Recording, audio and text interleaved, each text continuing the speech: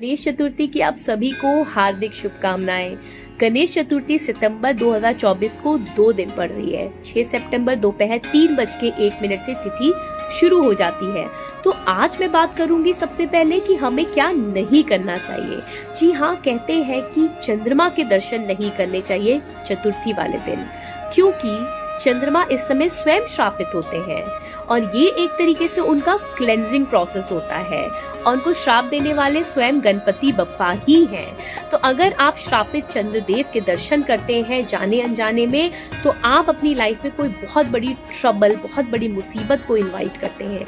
जैसे कि आपके ऊपर चोरी का इल्जाम लग सकता है या फिर आपको किसी भी झूठे आरोप में फंसाया जा सकता है और इसकी वजह से आप पूरी लाइफ लॉन्ग सफर करेंगे। तो अगर आप ऐसी कोई भी मुसीबत अवॉइड करना चाहते हैं तो कोशिश करें कि चंद्रमा के दर्शन ना करें। ये अवेयरनेस आप अपने फ्रेंड्स और फैमिली मेंबर्स को जरूर दें। और अब बात करते हैं कि क्या करना चाहिए। सबसे पहले मैं एक इजी रेमेडी बताती हूँ आपको, जिसमें आपने लेना है एक प्लेन व्हाइट शीट और ग्रीन पेन। उस प्लेन व्हाइट शीट में आपको अपनी कोई भी एक ऐसी विश लिखनी है या कोई भी एक ऐसा काम जो आपका पूरा ना हो रहा हो, जिसमें कोई ना कोई बाधा आ रही है, कोई ना कोई ब्लॉकेज आ रहा है।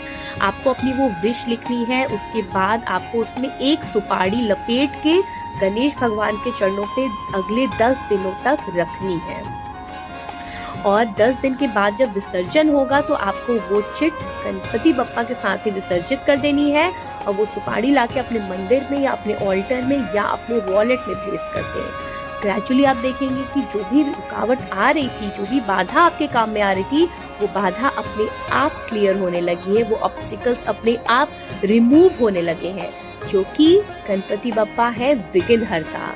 तो अगर आप ये रेमेडी मन से, दिल से, विश्वास के साथ करते हैं तो आपके रास्ते में आ रही रुकावटें जरूर दूर हो जाएंगी। तो बात करते हैं दूसरी रेमेडी की।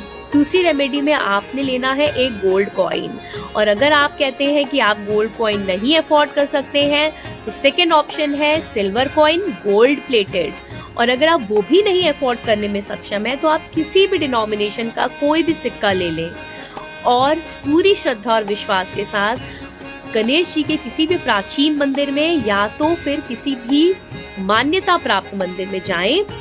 ये सिक्का उनके फीट्स पे, उनके चरणों को छुआ के आपको उस मंदिर की 3 परिक्रमा करनी है। उसके बाद आपको वो सिक्का घर लेके आना है। घर लाके आपको उसको अपने लॉकर में प्लेस करना है, जहाँ पे आप अपने कैश, वैल्यूएबल्स या इम्पोर्टेंट चीजें रखते हैं।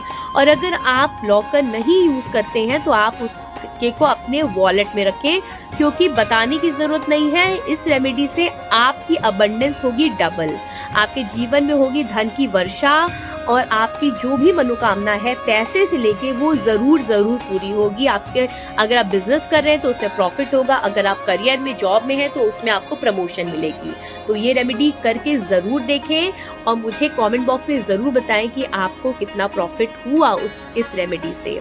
अब बात करते हैं लास्ट रेमेडी की। जैसे कि हम सबको पता है कि गणेश भगवान को दूर्वा अति प्रिय है, लेकिन क्या आपको पता है कि दूर्वा हमेशा हमें ऑड नंबर्स में ही ऑफर करनी चाहिए, जैसे कि 5, 7, 11।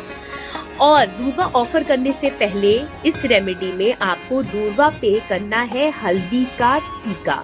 जी हाँ, हल्दी का एक पेस्ट बना लें और हर दूर्वा पे आपको हल्दी का टीका करना है।